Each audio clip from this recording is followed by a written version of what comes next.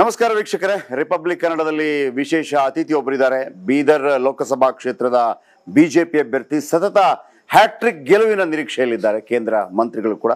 ಭಗವಂತ ಖುಬಾ ಕಾರ್ಯಕ್ರಮಕ್ಕೆ ಆತ್ಮ ಸ್ವಾಗತ. ನಮಸ್ಕಾರ. ನಿಮ್ಮ ವೀಕ್ಷಕರಿಗೆ ಕೂಡ ನಮಸ್ಕಾರ. ಆರಂಭದಿಂದಲೇ ಸರ್ ನಿಮ್ಮ ಟಿಕೆಟ್ ವಿಚಾರವಾಗಿ ಬಹಳ ದೊಡ್ಡ ಒಂದು ಗದ್ದಲ ಆಗಿತ್ತು. ಆದರೂ ಕೂಡ ನಾನು ಅವತ್ತೇ ಹೇಳಿದ್ದೆ, ನಿಮ್ಮ ಕಾಂಟ್ಯಾಕ್ಟ್ ಎಲ್ಲೆಲ್ಲಿದೆ ಅಂತಂದರೆ ಬಾಬಾ ರಾಮದೇವ್ ತನಕ ಹೋಗಿ ಬಂದಿತ್ತು. ಟಿಕೆಟ್ ನಿಮ್ಮಿಂದ ತಪ್ಪಿಸೋಕೆ ಯಾರಿಗೂ ಆಗಿಲ್ಲ ಅಂತೇಳಿ. ಸೊ ಆ ಒಂದು ಕಾಂಟ್ಯಾಕ್ಟ್ ಹೈಕಮಾಂಡಿಂದ ಹೆಂಗೆ ಇಟ್ಕೊಂಡಿದ್ದೀರಿ? ಆ ಕಾಂಟ್ಯಾಕ್ಟಿಂದ ನಿಮಗೆ ಟಿಕೆಟ್ ಸಿಕ್ತೋ ಅಥವಾ ನಿಮ್ಮ ಬೀದರ್ನ ಅಭಿವೃದ್ಧಿ ಕೆಲಸಗಳಿಗೆ ಹೇಗೆ ಸಿಕ್ತೋ? ನೋಡಿ ಹೆಗ್ಡೆಜಿ, ಭಾರತೀಯ ಜನತಾ ಪಕ್ಷದಲ್ಲಿ ಒಂದು ಟಿಕೆಟ್ ಕೊಡೋದು ಮುಂಚೆ ಒಂದು ಪ್ರಕ್ರಿಯೆ ನಡೀತದೆ. ಆ ಪ್ರಕ್ರಿಯೆಯಲ್ಲಿ ಎಲ್ಲರಿಗೂ ತಮ್ಮದೇ ಆದಂಥ ಅಭಿಪ್ರಾಯಗಳನ್ನು ಹೇಳಿಗೆ ಮುಕ್ತವಾದಂಥ ಯಾವುದಾದ್ರೂ ರಾಜಕೀಯ ಪಕ್ಷ ಇದ್ದರೆ ಭಾರತೀಯ ಜನತಾ ಪಕ್ಷ ಇದೆ. ಅದ್ರ ಪ್ರಕಾರ ಎಲ್ಲರೂ ಯಾರಿಗೆ ಕೊಡಬೇಕು ಕೊಡಬಾರ್ದು ಅನ್ನೋಂಥದ್ದು ಎಲ್ಲ ಪ್ರಕ್ರಿಯೆಯಲ್ಲಿ ಮುಗೀತು. ಆದರೆ ಎಲ್ಲಕ್ಕ ಜಾಸ್ತಿ ಮೀಡಿಯಾದಲ್ಲಿ ಜಾಸ್ತಿ ಹೈಪ್ ಆಯ್ತು ಆ ವಿಷಯ. ಹೀಗಾಗಿ ಅದೊಂದು ಪರ್ಸೆಪ್ಷನ್ ಕ್ರಿಯೇಟ್ ಆಯಿತು. ಆದರೂ ಕೂಡ ಹೈಕಮಾಂಡ್ ಎಲ್ಲ ಆಯಾಮಗಳಲ್ಲಿ ಎಲ್ಲ ಹಂತಗಳಲ್ಲಿ ಒಂದು ಪ್ರಕ್ರಿಯೆಯನ್ನು ಮುಗಿಸಿದ ಮೇಲೆ ಸೂಕ್ತ ಅಭ್ಯರ್ಥಿ ಆಯ್ಕೆ ಆಗುವಂಥ ಅಭ್ಯರ್ಥಿ ಅಂತ ಪರಿಗಣಿಸಿ ಹೈಕಮಾಂಡನೇ ಇದು ನಾನು ಕೊಟ್ಟಿರೋದು. ಹೀಗಾಗಿ ಕಾಂಟ್ರಾಕ್ಟ್ಸ್ಗಿಂತ ಜಾಸ್ತಿ ಕಳೆದ 10 ವರ್ಷದಲ್ಲಿ ಮಾಡಿದಂಥ ಸೇವೆ ಇದೆ. ನಿಮಗೆ ಈಗಲೂ ಕೂಡ ನಿಮ್ಮ ಮನಸ್ಸಲ್ಲಿ ಈಶ್ವರ ಖಂಡ್ರೆ ಅಭ್ಯರ್ಥಿ ಆದರೆ ಒಳ್ಳೇದಿತ್ತ ಅಥವಾ ಅವರ ಮಗ ಅಭ್ಯರ್ಥಿ ಆಗಿರೋದು ಒಳ್ಳೇದು? ನೋಡಿ, ನನಗೆ ಇಬ್ಬರು ತಂದೆ ಮಗ ಯಾರಾದರೂ ನನಗೇನು ವ್ಯತ್ಯಾಸ ಆಗಿಲ್ಲ. ಏನು ಅಷ್ಟು ಕಾನ್ಫಿಡೆನ್ಸಲ್ಲಿ ಹೇಳ್ತೀರಿ? ಕಾನ್ಫಿಡೆನ್ಸ್ ಅಂದರೆ 10 ವರ್ಷ ಕ್ಷೇತ್ರದ ಸೇವೆಯನ್ನು ಮಾಡಿದ್ದೀನಿ. ಆಮೇಲೆ 2 ಚುನಾವಣೆಕ್ಕಿಂತ ಜಾಸ್ತಿ ಈ ಚುನಾವಣೆಯಲ್ಲಿ ಮತದಾರರ ಒಲವು ಮತ್ತು ದೃಢ ಸಂಕಲ್ಪ ನಿಶ್ಚಯ ಮಾಡಿಬಿಟ್ಟಿದ್ದಾರೆ. ಮೋದಿಯವರಿಗೆ ಮತ್ತೊಮ್ಮೆ ಈ ದೇಶದ ಪ್ರಧಾನಮಂತ್ರಿ ಮಾಡ್ಬೇಕಂತ. ಉಳಿದಿದ್ದಂಥವು ಎಲ್ಲವೂ ಸಣ್ಣ ಪುಟ್ಟ ಅಂಶಗಳದು. ಹೀಗಾಗಿ ಈ ಕಳೆದ ಟಿಕೆಟ್ ಘೋಷಣೆ ಆದ ನಂತರ ಒಂದು 45 ದಿವಸ ಓಡಾಡ್ತಾ ಇದ್ದೀನಿ. ಜನರು ಎಷ್ಟು ಉತ್ಸಾಹದಲ್ಲಿದೆ ಅಂದ್ರೆ, ಒಂದು ಸಾಮಾನ್ಯ ಮನುಷ್ಯ ದೇಶದ ವಿಷಯದಲ್ಲಿ ಚಿಂತನೆ ಮಾಡ್ತಿದ್ದೆ. ನಾನು ಸುರಕ್ಷಿತ ಇರಬೇಕಾದ್ರೆ ದೇಶ ಸುರಕ್ಷಿತ ಇರಬೇಕು, ಮೋದಿಯವರೇ ಪ್ರಧಾನಮಂತ್ರಿ ಆಗ್ಬೇಕನ್ನುವಂಥದ್ದು. ಇದು ಒಂದು ಬಹಳಷ್ಟು ಒಂದು ಪಾಸಿಟಿವಿಟಿ ನಾನು ನೋಡ್ತೇನೆ. ಬಿಜೆಪಿಯ ಕೆಲವು ಕಾರ್ಯಕರ್ತರನ್ನು ಕೂಡ ನಾನು ಮಾತಾಡಿಸಿದೆ. ಯಾರು ಬೆಸ್ಟ್ ನಿಮಗೆ? ಈಶ್ವರ ಖಂಡ್ರೆ ಅವರು ನಿಲ್ಬೇಕಿತ್ತ, ಅವ್ರ ಮಗ ನಿಲ್ಬೇಕಿತ್ತ ಇವರ ವಿರುದ್ಧ ಅಂತೇಳಿ. ಅದಕ್ಕೆ ಅವರಿಂದ ಮಾತು ಬಂತು, ಅಪ್ಪರನ್ನೇ ಸೋಲಿಸಿದ್ದಾರೆ, ಮಗ ಯಾವ ಲೆಕ್ಕ ಅಂತೇಳಿ. ಸೊ ನೀವು ಹಂಗೆ ತಗೋತೀರ ಹೆಂಗೆ ಎಲೆಕ್ಷನ್ ಅನ್ನ? ಅಭ್ಯರ್ಥಿ ಅಂತ ಕಳಿಸ್ತಾ ಇದ್ದೀನಿ. ಹಗುರಾಗಿ ಯಾರನ್ನೂ ತಗೊಳ್ಳಿ ಬರಲ್ಲ. ಆದ್ರೂ ನೀವು ಖುಬಾ ಅವರ ಕೆಲವು ಹೇಳಿಕೆಗಳು ಬಹಳ ವಿವಾದಕ್ಕೆ ಕಾರಣವಾಗುತ್ತೆ. ನೀವು ಅದು ಉದ್ದೇಶಪೂರ್ವಕವಾಗಿ ಹೇಳ್ತೀರೋ ಅಥವಾ ಸಡನ್ ಆಗಿ ಬಂದ್ಬಿಡುತ್ತಾ ಫ್ಲೋದಲ್ಲಿ? ಈ ಅವ್ರ ಮಗನ ಬಗ್ಗೆ ಕೂಡ ಹೇಳಿದ್ರಿ, ಏನು ಸಣ್ಣ ಏನೋ ಒಂದು ಬಹಳ ಅದ್ಭುತವಾದ ಪದ ಬಳಸಿ, ಹೆಣ್ಣು ಕೊಡ್ಬೇಕು ಅಂತಂದ್ರೆ ಹೆಣ್ಣು ಕೊಡ್ಬೇಕು ಅಂತಂದ್ರೆ ಹುಡುಗನ ನೋಡ್ಬೇಕು, ಹುಡುಗನ ಅಪ್ಪನ ನೋಡ್ತಾರೆ, ಏನೋ ಇದು ಹಂಗಾಗಿದೆ ಅಂತ ಹೇಳಿ. ನಿಜವಾಗ್ಲೂ ನೋಡಿ, ಜನಪ್ರತಿನಿಧಿ ಅಂತಂದ್ರೆ ಎಷ್ಟು ಮುಖ್ಯ ಇದೆ. ಕೇವಲ ಅವನೇ ಯಾರಿಗೊಬ್ಬರಿಗೆ MLA MP ಮಾಡ್ಲಿಕ್ಕೆ ಅಲ್ಲ.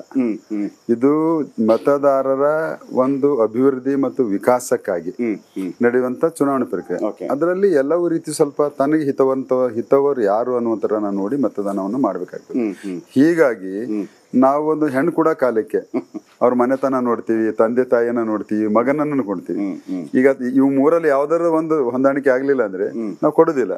ಹಾಗೆ ಇಲ್ಲಿ ರಾಷ್ಟ್ರೀಯ ಪಕ್ಷಗಳದ, ಆ ಪಕ್ಷಗಳ ತತ್ವ ಸಿದ್ಧಾಂತಗಳೇನು, ಮತ್ತೆ ಆ ಪಕ್ಷಕ್ಕೆ ನೇತೃತ್ವ ಯಾರು, ಮತ್ತೆ ಅಭ್ಯರ್ಥಿ ಅಂದಾಗ ಕ್ಯಾಂಡಿಡೇಟ್ ಯಾರು, ಮಗ ಅಂದಾಗ ಈ ರೀತಿ ಈ ಕಂಟೆಸ್ಟ್ ನಲ್ಲಿ ಹೇಳಿದ್ದೆ ನಾನು. ಈಗ ನಿಮ್ಮ ಹತ್ರ ನಾನೇ ಒಬ್ಬ ಕೇಳಿದ್ರೆ, ಒಂದು ಔಟ್ಸೈಡರ್ ಆಗಿ ಬಂದು ಕೇಳಿದ್ರೆ, ಖುಬಾ ಅವರೇ ನೀವು ಬೀದರ್ಗೆ ಮಾಡಿದಂಥ 3 ಅತ್ಯದ್ಭುತ ಕೆಲಸ ಹೇಳ್ರಿ ಅಂದ್ರೆ ಏನು ಹೇಳ್ತೀರಿ? ಒಂದು, ನರೇಂದ್ರ ಮೋದಿ ಅವರ ಸರ್ಕಾರದ ಸಾಮಾಜಿಕ ಸುರಕ್ಷತೆ ಯೋಜನೆಗಳು 100% ನಾನು ಇಂಪ್ಲಿಮೆಂಟೇಷನ್ ಮಾಡಿದ್ದೀನಿ. ಮತ್ತು ಮೂಲಭೂತ ಸೌಕರ್ಯಗಳು ಕಳೆದ ಸ್ವಾತಂತ್ರ್ಯದ ನಂತರ 65 ವರ್ಷಗಳ ಕಾಲ ಬೀದರ ಅಂತಾರಾಷ್ಟ್ರೀಯ ಸ್ತರದ ಮೂಲಭೂತ ಸೌಕರ್ಯಗಳನ್ನ ಸಂಪೂರ್ಣವಾಗಿ ವಂಚಿತರಾಗಿತ್ತು. ಇವಾಗ ಮತ್ತೆ 10 ವರ್ಷದ ಹಿಂದೆ ಬೀದರ್ ಜಿಲ್ಲೆ ಹಿಂದುಳಿದಂತ ಜಿಲ್ಲೆ ಅನ್ನುವಂತ ಹಣೆಪಟ್ಟಿತ್ತು. ಈಗ ನಾನು ಧೈರ್ಯದಿಂದ ಹೇಳ್ತೀನಿ ಮತ್ತು ಪ್ರಾಮಾಣಿಕತೆಯಿಂದ ಹೇಳ್ತೀನಿ, ಕಳೆದ 10 ವರ್ಷದಲ್ಲಿ ಮಾಡಿದಂತ ಅಭೂತಪೂರ್ವದಂತ ಸಾಧನೆಗಳಲ್ಲಿ ಒಂದು, ರಾಷ್ಟ್ರೀಯ ಹೆದ್ದಾರಿಗಳು, ಸುಮಾರು 12 ರಾಷ್ಟ್ರೀಯ ಹೆದ್ದಾರಿಗಳು ಮಾಡಿದ್ದೀನಿ. 13 ಹೊಸ ರೈಲ್ವೆಗಳನ್ನು ಪ್ರಾರಂಭ ಮಾಡಿದ್ದೀನಿ, ವಿಮಾನಯನ್ನ ಪ್ರಾರಂಭ ಮಾಡಿದ್ದೀನಿ. ಆಮೇಲೆ 13,000 ಕೋಟಿ ಹೂಡಿಕೆ ಸೋಲಾರ್ ಪಾರ್ಕನ್ನು ಮಾಡಿಸಿದ್ದೀನಿ. ಆಮೇಲೆ ಪಾಸ್ಪೋರ್ಟ್ ಸೇವಾ ಕೇಂದ್ರ ಆಗಿರ್ಬೋದು, ಆಮೇಲೆ ಸಿಪೆಟ್ ಆಗಿರ್ಬೋದು, ಹೀಗೆಲ್ಲ ಮಾಡಿದ್ರಿಂದ ಇವತ್ತು ಜನ ಏನಾಗ್ತಿದೆ, ಬೀದರ್ ಜಿಲ್ಲೆ ಹಿಂದುಳಿದಿದ್ದಂತ ಅಲ್ಲ, ಬೀದರ ಜಿಲ್ಲೆ ವೇಗವಾಗಿ ಅಭಿವೃದ್ಧಿ ಹೊಂದುವಂತ ಜಿಲ್ಲೆ ಅಂತಿದೆ. ನನ್ನ ಆಶೆ ಇದೆ, ಮತ್ತೊಮ್ಮೆ ಜನರ ಮತದಾನದ ಮೂಲಕ ಆಶೀರ್ವಾದವನ್ನು ಪಡೆದು ಮುಂದಿನ 5 ವರ್ಷಗಳಲ್ಲಿ ಬೀದರ್ ಜಿಲ್ಲೆ ಕರ್ನಾಟಕದ ಅಭಿವೃದ್ಧಿ ಹೊಂದಿದಂತ ಜಿಲ್ಲೆಗಳ ಪಟ್ಟಿಯಲ್ಲಿ ನನ್ನ ಜಿಲ್ಲೆ ಸೇರಿಸಬೇಕು. ಇದು ನನ್ನ ಕನಸು. ಇದು ಬಹಳ ಮುಖ್ಯವಾಗಿ ನಿಮ್ಮ ಮೇಲೆ ಒಂದು ಆರೋಪ ಕೇಳಿ ಬಂದಿತ್ತು, ಸಕ್ಕರೆ ಕಾರ್ಖಾನೆ ಮುಚ್ಚಿದ ಕಾರಣಕ್ಕಾಗಿ ತುಂಬಾ ಜನರಿಗೆ ತೊಂದರೆ ಆಗಿದೆ ಅಂತೇಳಿ. ಅಲ್ಲೂ ನಾವು ಕೇಳಿದ್ವಿ, ಯಾರ ಕಾರಣಕ್ಕೆ ಒಂದು ಸ್ಪಷ್ಟೀಕರಣ ಕೊಡಿ.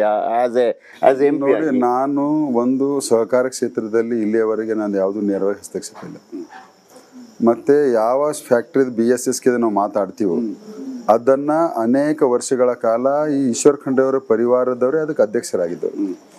ಅವರು ಅದಕ್ಕೆ ಎಷ್ಟು ಕೆಡಿಸಬೇಕು ಕೆಡಿಸಿದ್ರು. ಆಮೇಲೆ ನಮ್ಮವ್ರು ಬಂದು ಆಗಿದ್ರು, ಅವ್ರಲಿಂದ ಅದನ್ನ ಹಾಯ್ಲಿಲ್ಲ ಅಷ್ಟೇ. ಹೀಗಾಗಿ ನನ್ನ ಪಾತ್ರ ಎಲ್ಲಿಯೂ ಸಹಕಾರ ಕ್ಷೇತ್ರದಲ್ಲಿ ಪ್ರತ್ಯಕ್ಷ ಪರೋಕ್ಷ ಇಲ್ಲವೇ ಇಲ್ಲ. ಕಾರಂಜ ಸಂತ್ರಸ್ತರ ಬಗ್ಗೆ 2.5 ವರ್ಷಗಳ ಕಾಲ ನಿರಂತರ ಹೋರಾಟಗಳಾಯಿತು. 10 ವರ್ಷಗಳಿಂದ ನೀವು ಕೂಡ ಇದ್ರಿ.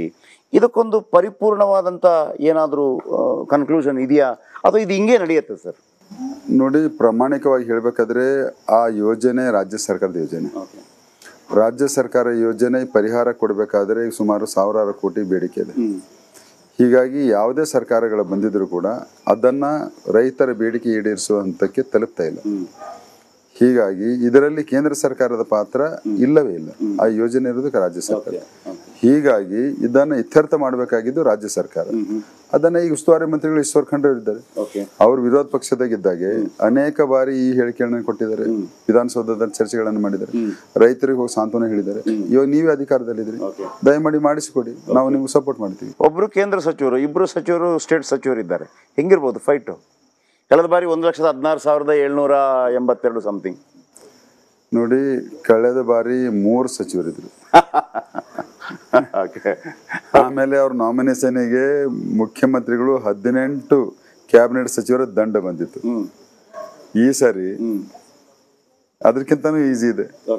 ಕಾಂಗ್ರೆಸ್ ತಮ್ಮ ಗ್ಯಾರಂಟಿಗಳ ಮೇಲೆ ನಂಬ್ಕೊಂಡಿದೆಯೋ, ಈ ಲೋಕಸಭಾ ಚುನಾವಣೆಯಲ್ಲಿ ಆ ಗ್ಯಾರಂಟಿಗಳು ಠುಸ್ ಆಗಿ ಅವರಿಗೆ ಈಗಾಗಲೇ ತಿರುಗೇಟ್ ಕೊಟ್ಟಿದೆ ಅನೇಕ ಬಾರಿ. ಸೊ ಹೀಗಾಗಿ ಅದ್ರದ್ದು ಏನು ಇಂಪ್ಯಾಕ್ಟ್ ಇಲ್ಲ. ಮತ್ತೆ ಅವ್ರು ಹೇಳ್ಕೊಳ್ಳುವಂಥದ್ದು ಯಾವ್ದು ಯೋಜನೆಗಳಿಲ್ಲ. ಅವರ ಪ್ರಣಾಳಿಕೆಯಲ್ಲಿ ಕೇವಲ ಬುರುಡೆ ಬಿಟ್ಟಿದ್ದಾರೆ. ನಮ್ದು 10 ವರ್ಷ ಸಾಧನೆಗಳಿದ್ದಾವೆ. ಮತ್ತು ಮಾಡಿ ತೋರಿಸುವಂತ ಛವಿ, ವ್ಯಕ್ತಿತ್ವ ಏನಿದೆ ನರೇಂದ್ರ ಮೋದಿ ಅವರಿಗಿದೆ. ಏನ್ ಮಾತ್ ಶಬ್ದ ಆಡ್ತಾರೋ ಜನರಿಗೆ ಅದಕ್ಕಿಂತ ಜಾಸ್ತಿ ಮಾಡಿ ತೋರಿಸ್ತಾರೆ ಹೊರತಾಗಿ ಹೇಳಿದ್ದನ್ನ ಮರೆತಿದ್ದಂಥದ್ದು ಒಂದು ಸಂಗತಿನೂ ಇಲ್ಲ. ಹೀಗಾಗಿ ಭಾರತೀಯ ಜನತಾ ಪಕ್ಷ ನಾವು ಆರಾಮಾಗಿ. ಈಗ ನೀವು ಎಷ್ಟೇ ಹೇಳಿ, ಆದರೆ ನಾನು ಒಂದು ವಿಚಾರವನ್ನು ಒಪ್ಪೋದಿಲ್ಲ ನಿಮ್ಮದು. ಈಗ ಗ್ಯಾರಂಟಿ ಯೋಜನೆ ನೋಡಿ ಸರ್, 2,000 ರೂಪಾಯಿ ಮಹಿಳೆಯರಿಗೆ ಬರುತ್ತೆ. ಆಮೇಲೆ ನೀವು ಆರೋಪಗಳು ಮಾಡ್ಕೊಳ್ಳಿ ಬೇರೆ. ಆಮೇಲೆ ಬಸ್ಸಲ್ಲಿ ಫ್ರೀ ಸಿಗುತ್ತೆ. ಆಮೇಲೆ ಅಕ್ಕಿದೊಂದು ಆಯಿತು. ಆಮೇಲೆ ಈಗ ಒಂದು 5 ಗ್ಯಾರಂಟಿ. ನೀವು ಎಷ್ಟೇ ಹೇಳಿ ಸರ್, ಎಷ್ಟೇ ಖರಾಬು ಅಂತೇಳಿ 50% ಆದರೂ ಅದರದ್ದು ಲಾಭ ಬರೋದಿಲ್ವ ಅವ್ರಿಗೆ? ನಾವು ವಿಧಾನಸಭಾ ಚುನಾವಣೆಯಲ್ಲಿ ನಾವು ಎಷ್ಟು ಪ್ರತಿಶತ ಮತಗಳನ್ನು ಪಡೆದಿದ್ದೀವಿ? 36%. ಅವರೆಷ್ಟು ತಗೊಂಡಿದ್ರು? 42. ಅಷ್ಟು ತಾನೆ. ಮತ್ತ ಜನರು ಇವತ್ತು ನನ್ನ ಜಿಲ್ಲೆ ಉದಾಹರಣೆ ಹೇಳ್ತೀನಿ. ದೇಶದ ಚುನಾವಣೆ ಬಂದಾಗ ರಾಷ್ಟ್ರೀಯ ವಿಚಾರಗಳನ್ನ ಮಾಡಿ ಮತವನ್ನ ಮಾಡುವಂತದ್ದು. ಆವಾಗ ಈ ಗ್ಯಾರಂಟಿಗಳಿಗೆ ಪ್ರಿಯಾರಿಟಿ ಆಟೋಮೆಟಿಕ್ಲಿ ಕಡಿಮೆ ಆಗುತ್ತೆ. ಒಂದು ನಿಮ್ಗೆ ಉದಾಹರಣೆ ಹೇಳ್ತೀನಿ, ಬೆಸ್ಟ್ ಉದಾಹರಣೆ. ನಾನು ಒಂದು 15 ದಿವಸ ಕೆಳಗಡೆ ಆಳಂದ ಪ್ರವಾಸದಲ್ಲಿ ಹೋಗ್ತಾ ಇದ್ದಾಗ ನನ್ನ ಪಕ್ಷದ ಝಂಡಕ್ಕೆ ನೋಡಿ ಒಬ್ಬ ರೈತ ಓಡಿ ಬಂದ, ಕೈ ನಿಲ್ಲಿಸ್ದ. ಬಂದು ಏನು ಹೇಳ್ತಾನೆ ಗೊತ್ತದೆ? ರೈತ ಹೇಳ್ತೀನಿ, ಹೊಲದಾಗಿಂದ ರೈತ, ಸರ್ ನಾನು ಉಳಿಬೇಕು, ದೇಶ ಉಳಿಬೇಕು, ಮೋದಿ ಪ್ರಧಾನಮಂತ್ರಿ ಆಗಬೇಕು, ನಾನು ಒಬ್ಬ ರೈತ 10 ಹಲವಾರು ಯೋಜನೆಗಳ ಲಾಭಗಳನ್ನು ಪಡೆದೀನಿ ಸರ್, ನಾನು ನಿಮ್ಗೆ ಓಟ್ ಹಾಕ್ತೀನಿ, ಮೋದಿ ಅವ್ರಿಗೆ ಹೇಳ್ಬೇಕು ಸರ್ ಅಂತಾನೆ. ಒಬ್ಬ ಸಾಮಾನ್ಯ ರೈತ. ಇದು ಕಟ್ಟುಕತೆ ಅಲ್ಲ, ನನಗೆ ಅನುಭವಕ್ಕೆ ಬಂದಿದ್ದು. ಸೊ ಈ ತರ ರಾಷ್ಟ್ರೀಯ ವಿಚಾರದಲ್ಲಿ ಹೋದಾಗ ಈ ಗ್ಯಾರಂಟಿಗಳಂತೂ ಈಗ ಹಳೆವಾಗೋದು, ಇದ್ರಲ್ಲಿ ಹೊಸದೇನಿಲ್ಲ ಅಲ್ಲ. ಅನೇಕ ಸರ್ಕಾರಗಳು 75 ವರ್ಷದಲ್ಲಿ ಬಹಳಷ್ಟು ಕೊಟ್ಟಿದ್ದಾವೆ. ಏನು ಅದೇ ಆಧಾರವಾಗಿ ಇಟ್ಕೊಂಡು ಅವ್ರಿಗೆ ಮತವನ್ನ ಮತ್ತೆ ಹಾಕ್ಬೇಕಂತೇನಲ್ಲ, ಮತ್ತೆ ಹೊಸ ಆಸೆಗಳು ಹುಡ್ತವೆ. ಇರ್ಲಿ. ಆದ್ರೆ ಈಗ ನೋಡಿ, ನೀವು ಹೇಳ್ತೀರಿ ನಾವು ನರೇಂದ್ರ ಮೋದಿ ಅವ್ರಿಗೆ ಓಟ್ ಹಾಕ್ತೀವಿ. ನರೇಂದ್ರ ಮೋದಿ ಅವರು ಕೂಡ ತನ್ನ ಅಭಿವೃದ್ಧಿ ಬಗ್ಗೆನೇ ಹೇಳ್ಬೋದು. ನನಗೆ ಒಂದು ಅನಿಸ್ತಾ ಇರೋದು ನೋಡಿ, ನೇಹಾ ಕೊಲೆಯನ್ನ ಪ್ರಸ್ತಾಪ ಮಾಡ್ತಾರೆ, ಮಂಗಲಸೂತ್ರದ ವಿಚಾರನ ಪ್ರಸ್ತಾಪ ಮಾಡ್ತಾರೆ, ರಾಹುಲ್ ಗಾಂಧಿ ಪಾಕಿಸ್ತಾನದ ವಿಚಾರನ ಪ್ರಸ್ತಾಪ ಮಾಡ್ತಾರೆ.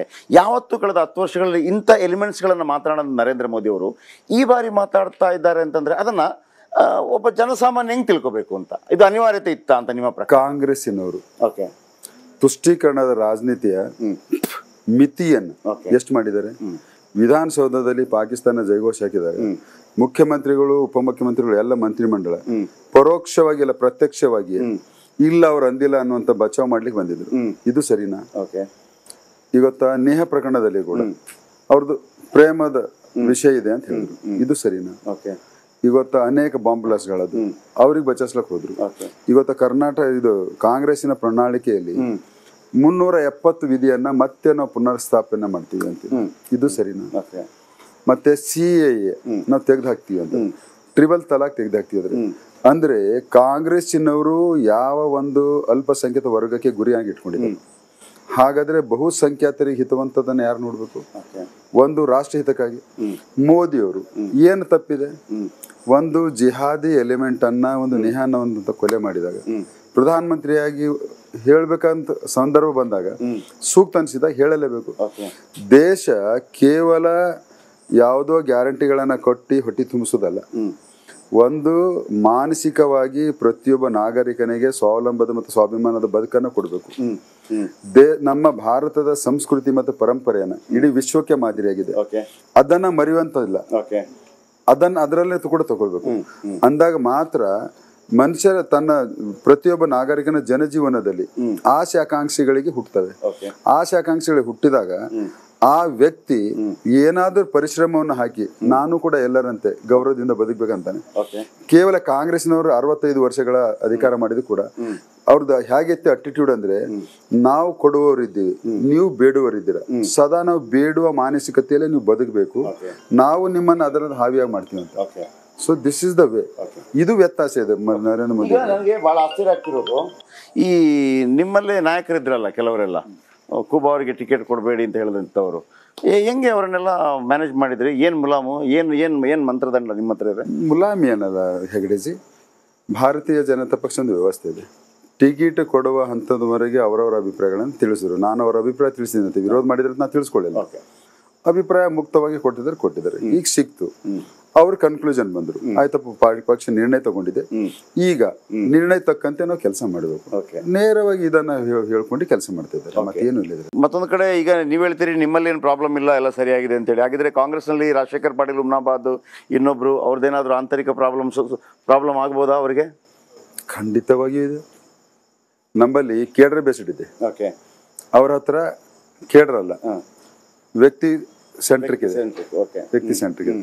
ಹೀಗಾಗಿ ನಮ್ಮಲ್ಲಿ ಒಂದು ವೇಳೆ ಲೀಡರ್ ಏನಾದ್ರೂ ವ್ಯತ್ಯಾಸ ಮಾಡ್ಲಿಕ್ಕೆ ಹೋದ್ರೆ ಕೇಡ್ರ ಕಡಿಯಾಗಿ ನಿಂತ್ಕೊಳ್ತದೆ. ಅಲ್ಲಿ ಲೀಡರ್ ವ್ಯತ್ಯಾಸ ಮಾಡಿದ್ರೆ ಕಂಪ್ಲೀಟ್ಲಿ ಕೊಲ್ಯಾಪ್ಸ್ ಆಗ್ತದೆ. ಸೊ ಹೀಗಾಗಿ ಅದರಿಂದ ಎಫೆಕ್ಟ್ ಆಗ್ತದೆ. ನೀವು ಆಸ್ ಎ ಸಂಸದರಾಗಿ ಮತ್ತು ಮಿನಿಸ್ಟರ್ ಆಗಿ, ಸಂಸದರಾಗಿ ಒಂದು ಹೆಜ್ಜೆ ಮುಂದೆ ಹೋಗಿ ಮಿನಿಸ್ಟರ್ ಆಗಿ ಕ್ಷೇತ್ರದ ಜನತೆಗೆ ಮತ್ತು ರಾಷ್ಟ್ರದ ಜನತೆಗೆ ನೀವು ಕೊಟ್ಟ ಕೊಡುಗೆ ಏನು? ನೋಡಿ, ಒಂದು ಮಂತ್ರಿ ಆದ್ಮೇಲೆ ನನಗೆ ವಹಿಸಿರುವಂತಹ 2 ಪ್ರಮುಖ ಖಾತೆಗಳು, ಒಂದು ಕೆಮಿಕಲ್ ಅಂಡ್ ಫರ್ಟಿಲೈಸರ್, ಆಮೇಲೆ ಮತ್ತೊಂದು ನ್ಯೂ ಅಂಡ್ ರಿನ್ಯೂವಲ್ ಎನರ್ಜಿ. ಎರಡು ಇವತ್ತು ಒಂದು ದೇಶದ ಬೆನ್ನೆಲುಬಾಗಿಂತ ರೈತ ಮತ್ತು ಇಂಡಸ್ಟ್ರಿ ಗ್ರೋತ್ಗೆ ಇರುವಂತ ಒಂದು ಇಲಾಖೆ, ಒಂದು ಟೋಟಲಿ ಅಂತಾರಾಷ್ಟ್ರ ಮಟ್ಟದಲ್ಲಿ ಅಪ್ಕಮಿಂಗ್ ಪ್ರಾಸ್ಪರಸ್ ಯಾವ್ದಾದ್ರು ಒಂದು ಸೆಕ್ಟರ್ ಇದೆ ಅಂದ್ರೆ ಅದು ನ್ಯೂ ಅಂಡ್ ರಿನ್ಯೂವಲ್ ಎನರ್ಜಿ. ಈ 2 ಪ್ರಮುಖ ಖಾತೆಗಳನ್ನ ನರೇಂದ್ರ ಮೋದಿ ಅವರ ದೂರದೃಷ್ಟಿಯಿಂದ ಅವರೇನು ಗುರಿ ಇಟ್ಟಿದ್ದಾರೆ, ಭಾರತ 2070 ವರೆಗೆ 0 ಕಾರ್ಬನ್ ಆಗ್ಬೇಕು, ಎಮಿಷನ್ ಆಗ್ಬೇಕು ಅಂತ, ಮತ್ತು 2030 50% ರಿನ್ಯೂವಬಲ್ ಎನರ್ಜಿ ಉತ್ಪಾದನೆ ಆಗ್ಬೇಕು. ಸೊ ಆ ಕೊಟ್ಟಂತ ಗುರಿ ನಾವು ಆ ನಿಟ್ಟಿನಲ್ಲಿ ನಮ್ಮ ಇಲಾಖೆಯಿಂದ ಅನೇಕ ರೂಲ್ಸ್ ಅಂಡ್ ರೆಗ್ಯುಲೇಷನ್ಸ್ ಮಾಡೋದು, ಆ ಗುರಿಗೆ ಹೇಗೆ ತಲುಪಬೇಕು ಅನ್ನುವಂಥದ್ದನ್ನ ಎಲ್ಲವೂ ಮಾರ್ಗಸೂಚಿಯನ್ನು ಮಾಡ್ತೀವಿ. ಅದೇ ರೀತಿ ಈಗ ಕೆಮಿಕಲ್ ಅಂಡ್ ಫರ್ಟಿಲೈಸರ್ ಭಾರತ ಬಹುತೇಕ ನಾವು ನಮ್ಮ ಸರ್ಕಾರ ಮೋದಿ ಸರ್ಕಾರ ಬಂದ್ಮೇಲೆ 10 ವರ್ಷದಲ್ಲಿ ಯೂರಿಯಾದಲ್ಲಿ ಬಹುತೇಕ ನಾವು ಆತ್ಮನಿರ್ಭರತೆ ಹೊಂದಿದ್ದೀವಿ. ಕಳೆದ ಬಾರಿ 1,16,782 ಮತಗಳ ಅಂತರದಿಂದ ಅಪ್ಪನ ವಿರುದ್ಧ ಗೆದ್ದಿದ್ರಿ, ಮಗನ ವಿರುದ್ಧ ಎಷ್ಟು ಮತಗಳ ಅಂತರದಿಂದ? 3 ಲಕ್ಷದ ಅಂತರದಿಂದ ಗೆಲ್ತೇನೆ ನಮ್ಮ ಕಾರ್ಯಕರ್ತ. Thank you sir, thank you very much Bhagwanth Khuba ಅವರೇ, ಒಳ್ಳೆದಾಗ್ಲಿ. ಇದು ಭಗವಂತ ಖೂಬಾ ಅವರು ಹ್ಯಾಟ್ರಿಕ್ ನಿರೀಕ್ಷೆಯಲ್ಲಿದ್ದಾರೆ. ಹ್ಯಾಟ್ರಿಕ್ ನಿರೀಕ್ಷೆ ಮುಖಾಂತರ ಮತ್ತೊಮ್ಮೆ ಮಂತ್ರಿ ಕೂಡ ಆಗುವಂಥ ಒಂದು ನಿರೀಕ್ಷೆಯಲ್ಲಿದ್ದಾರೆ. ನರೇಂದ್ರ ಮೋದಿ ಮತ್ತು BJP ಮೇಲಿನ ವಿಶ್ವಾಸ ಮತ್ತು ಎಲ್ಲ ಯಾರಿಗೆಲ್ಲ ಆಸ್ಪಿರೆಂಟ್ಸ್ ಇದ್ದರು ಎಲ್ಲರೂ ಕೂಡ ಅದರ ಒಮ್ಮೆ ನನ್ನ ಹೆಸರು ಘೋಷಣೆ ಆದ ನಂತರ ಎಲ್ಲರೂ ನಮ್ಮ ಜೊತೆ ಹೆಜ್ಜೆ ಆಗ್ತಾ ಇದ್ದಾರೆ ಅನ್ನುವಂಥ ವಿಚಾರವನ್ನು ಕೂಡ ಹೇಳಿದ್ದಾರೆ. ಜೊತೆಗೆ ಒಂದು ಪ್ರಣಾಳಿಕೆ, 2047ರ ವೇಳೆಗೆ ನನ್ನ ಬೀದರ್ ಕೂಡ GDPಯಲ್ಲಿ ಒಂದು ದೊಡ್ಡ ಪ್ರಮುಖ ಪಾತ್ರವನ್ನು ಕೊಡಬೇಕು. ಆಮೇಲೆ ನಾವು ಎಷ್ಟು ಕೆಲಸಗಳನ್ನು ಸೃಷ್ಟಿ ಮಾಡಿದ್ದೀವಿ, 2 ಕೋಟಿ ಅಂತ ಹೇಳ್ತಾ ಇದ್ದಾರೆ. ನಾವು ಮುದ್ರಾ ಲೋನ್ ಕೊಡೋ ಮುಖಾಂತರ, ಸ್ವತಂತ್ರವಾಗಿ ಅವರು ಕೆಲಸ ಮಾಡೋ ಮುಖಾಂತರ ನಾವು 45 ಕೋಟಿ ಮತ್ತು ಅಸಂಘಟಿತ ವಲಯದಲ್ಲಿ 6 ಕೋಟಿ ಜನರಿಗೆ ಕೆಲಸ ಕೊಟ್ಟಿದ್ದೀವಿ. ಒಟ್ಟು 50 ಕೋಟಿ ಕೊಟ್ಟಿದ್ದೀವಿ ಅನ್ನುವಂಥ ಒಂದು ವಿಶ್ವಾಸವನ್ನು ಮತ್ತು ಭರವಸೆಯನ್ನು ಅವರ ಹೇಳಿಕೆಯಲ್ಲಿ ಕಂಡು ಬರ್ತಾ ಇದೆ. Thank you very much. ಇದು ಈ ಹೊತ್ತಿನ ವಿಶೇಷ ಕಾರ್ಯಕ್ರಮವಾಗಿತ್ತು. ರಿಪಬ್ಲಿಕ್ ಕನ್ನಡ, ಇದು ನಿಮ್ಮ ಧ್ವನಿ.